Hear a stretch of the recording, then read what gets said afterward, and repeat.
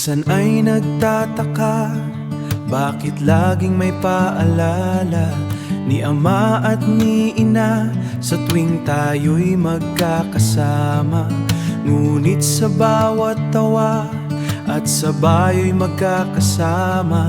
Ngunit sa bawat tawa at sa bawat haplos ng kamay, naramdaman ang bigat ng kanilang tagubilin sa buhay. Manggeaanak kung dumating man ang panahon at may kanya-kanya na kayong pamilya, at may kanya-kanya na kayong pamilya.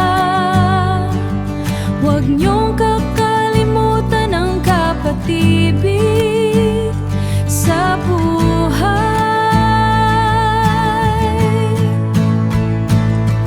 Kung sino sa inyo ang nakakaangat, huwag niyong pahihindyan ang bawat isa. Huwag niyo silang pababayaan o tiisin sa ganong kalagayan, sapagkat masaya na si tatay na makita kayong tunay nagmamahalan. Tunay na nagmamahalan, hindi lang sa salita kundi sa gawaing tapat. Pag-ibig na walang maliw, sa hirap ay sapat.